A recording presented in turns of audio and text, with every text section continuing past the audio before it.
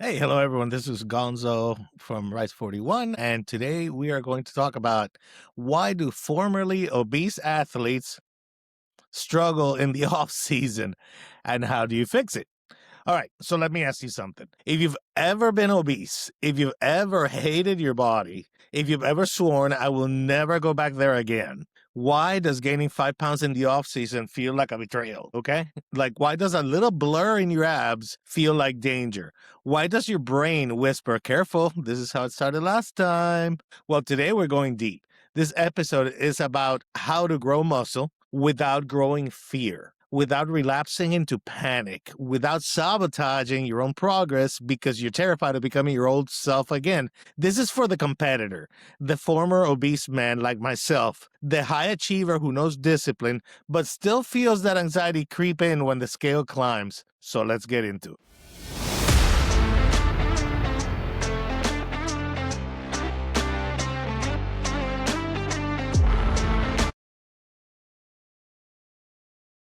All right, so first, let me share a little bit of my story. And there are other videos here on the channel if you want to like know more about my background and all that. But anyway, just to set the stage, if you will. So the identity conflict, right? So I've been lean and I've been stage lean. Last year, I was stage lean.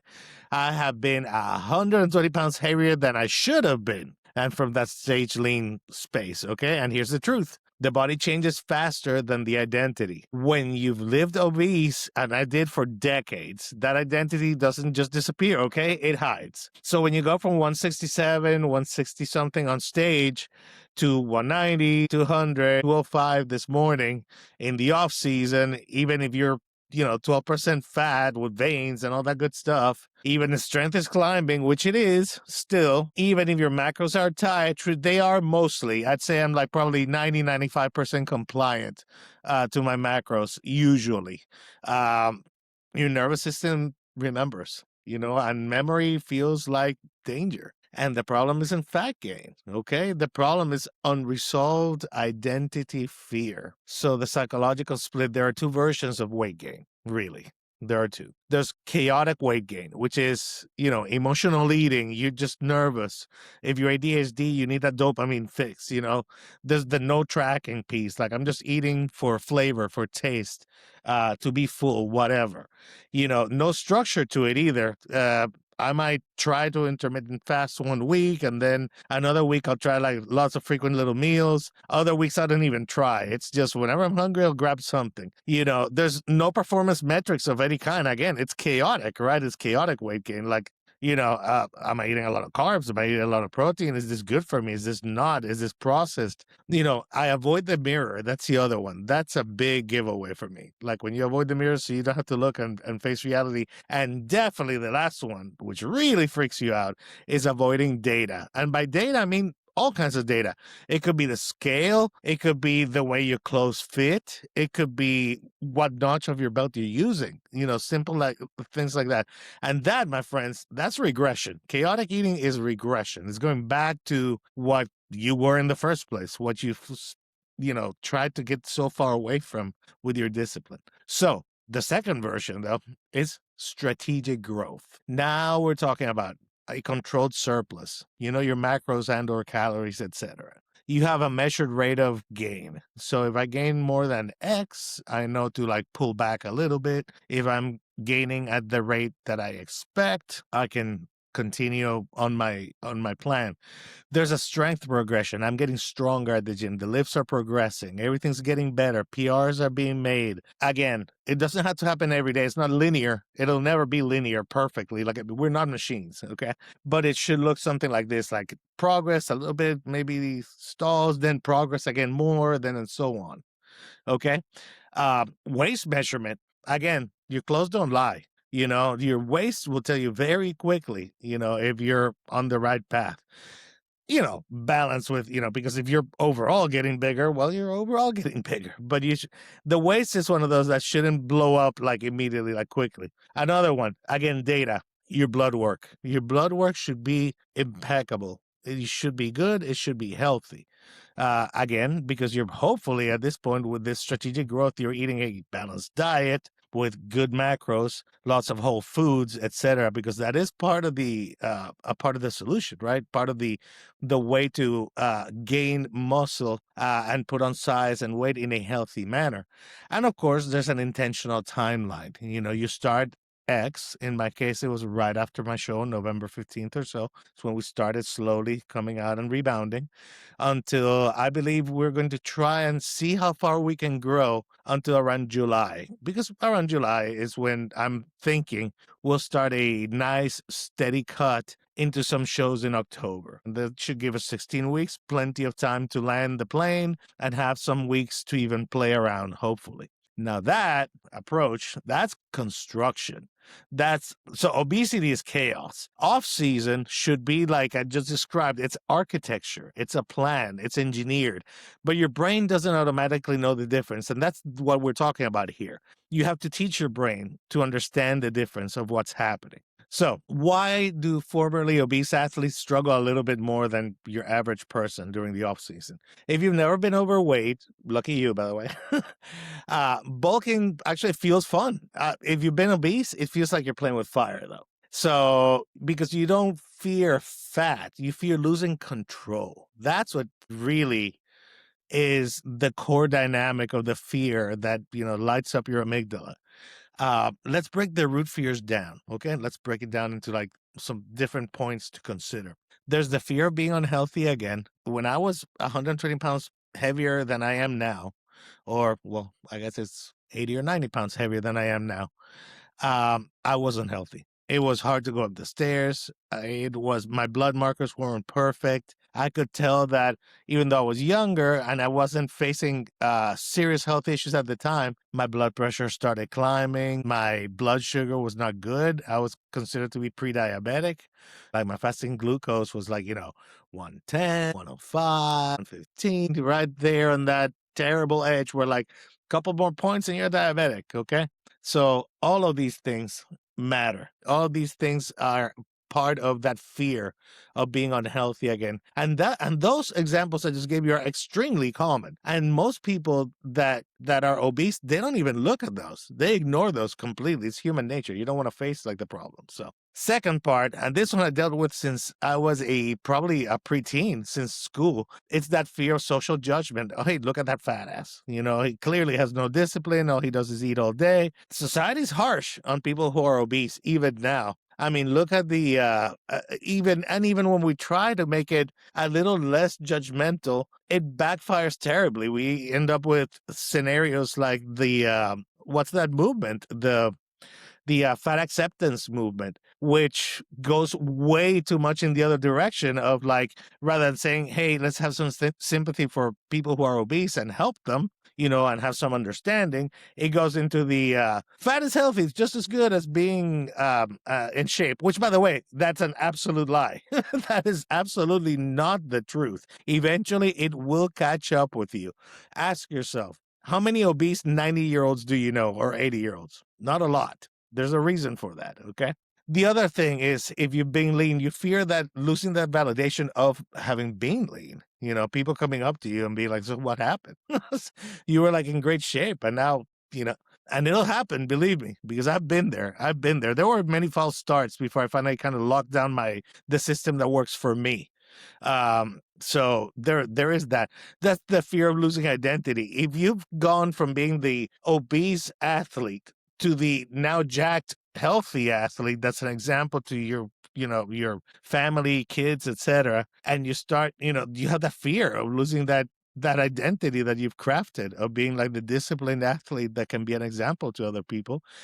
And the other part, and this one is really insidious and scary, is the fear that that discipline you had was temporary, that somehow you've lost that discipline that you had, that you crafted, that you worked on, that you built that discipline, because discipline is almost like a muscle. You build it through exercise, through effort, so that last one, I mean, it's huge. Was I disciplined, or was I just scared into losing weight and being in good shape? And that question will mess with your head. It messes with people. It's a tough one. So let's talk a little bit about the physiology of off-season anxiety, how this, from a physiological standpoint, and how this works. Because there is a biological layer here too. So when body fat increases, there are things that happen to your body. And these are scientifically proven. This is science, biology. It's just objective. Okay. And things like your estrogen shifts slightly, and that has some effects on you. You get water retention, you get mood swings, you get all kinds of things when your estrogen shifts.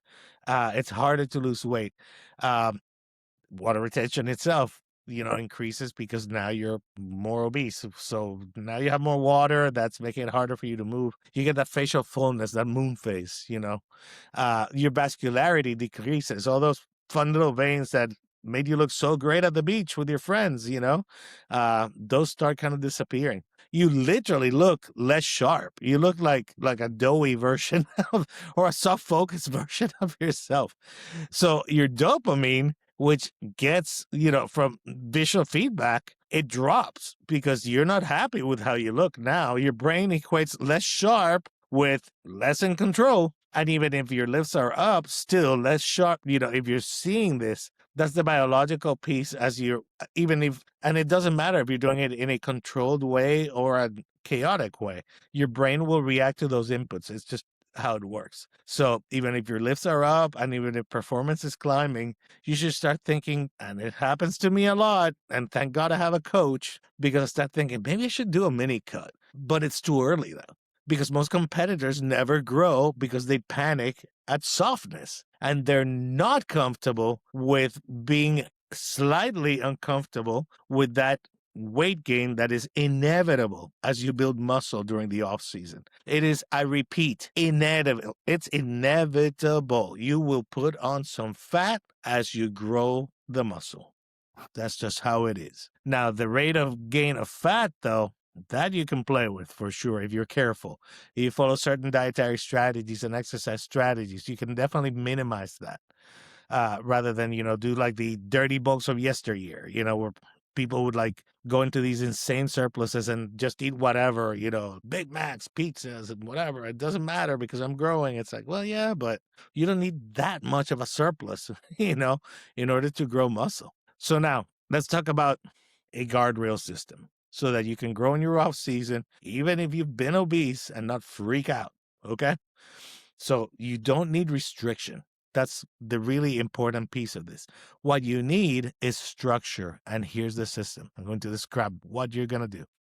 First, you're going to define a psychological weight ceiling. And this is not a panic number. This is a pre-decided number. This is a number where you're going to be like, okay, when I hit this number, for example, if I hit, in my case, I'm going to say 215.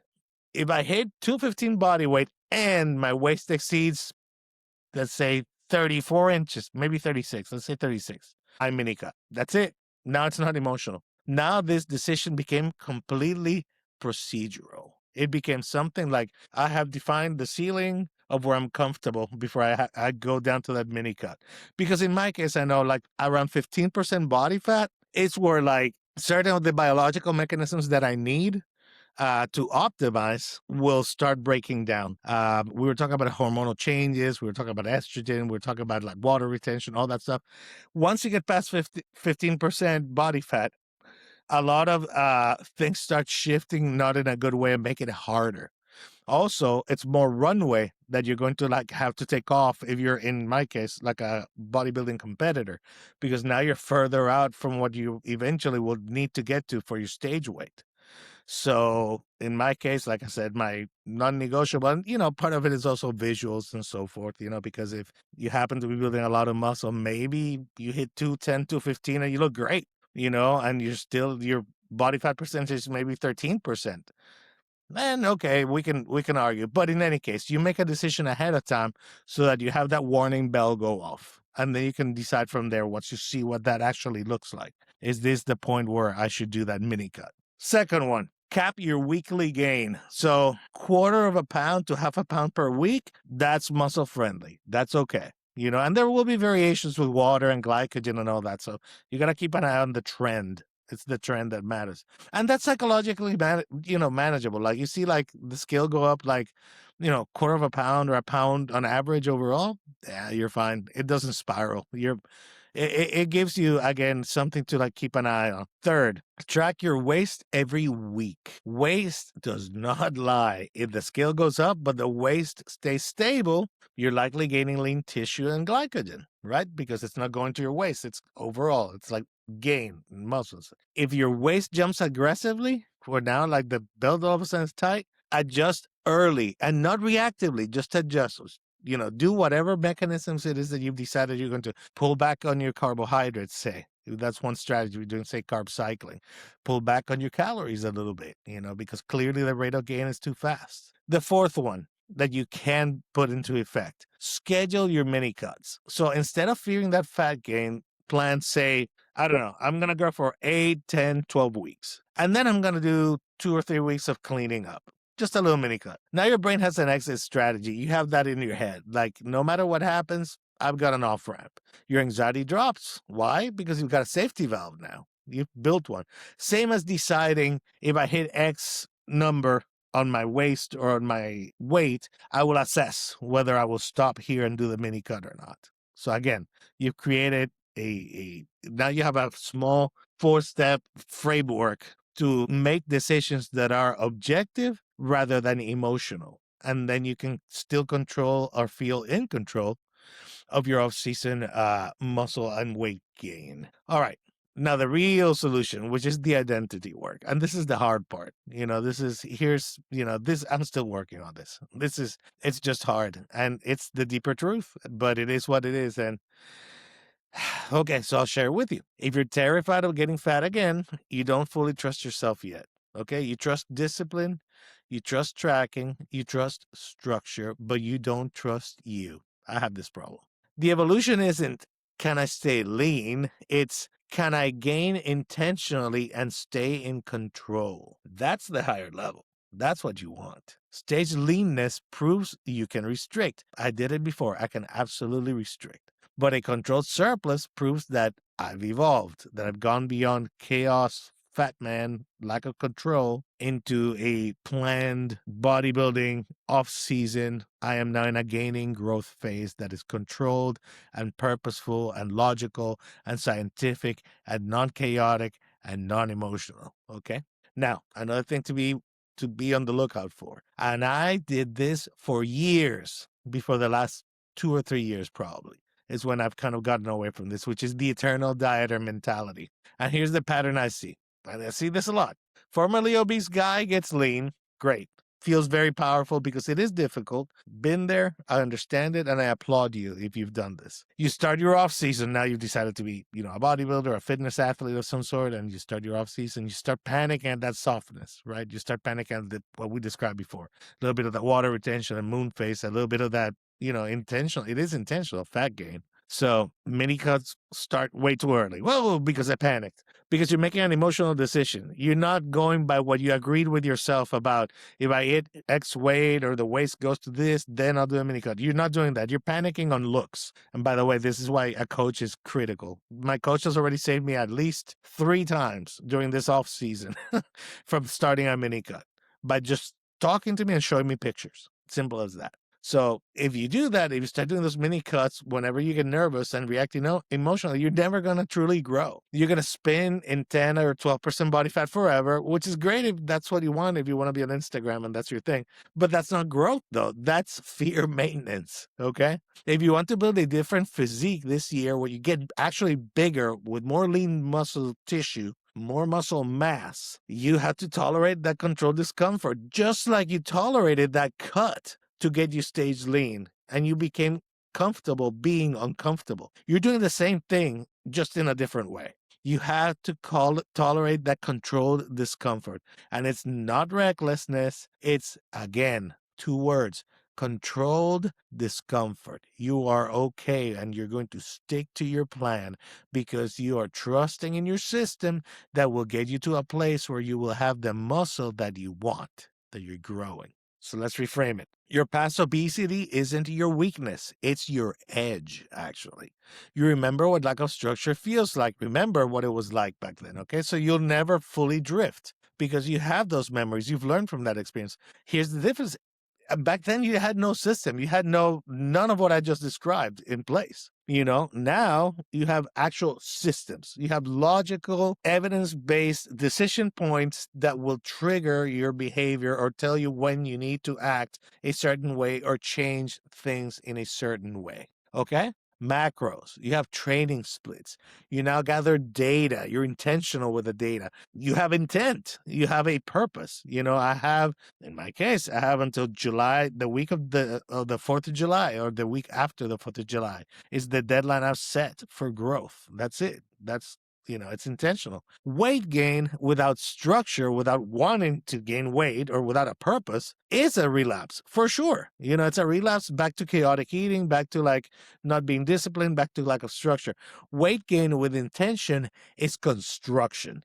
We're building muscle. We're building that physique. We have a goal, and that's where we're going. All right. So let me close the whole thing out for you a little bit. If you're in an off season right now and the scale is climbing and you feel that little voice whispering, that's good. That means you care, which is important. That the thing is, don't let that voice run the program. Let your data run it. Let your structure run it. Let your strength progression run it. The goal isn't to stay lean forever. The goal is to become so psychologically strong that even at 15% body fat, you feel in control. And when you can feel in control off stage, that's when you've truly evolved. So, if this episode helped you, share with someone who's struggling silently in their off season. Maybe a few of these words will inspire them or give them some ideas, maybe some footing, some inspiration, and some help, right? To understand like what's going on. And if you want to help building a structured growth phase that doesn't spiral psychologically, that's what we do inside the RISE 41 system. You can book a free consultation to see if we're a good fit. Let's see if we can work together. It's 15 minutes. The information is right here beneath the comments. So remember, controlled growth, no chaos, no relapse. It's just evolution. And I'll see you next time.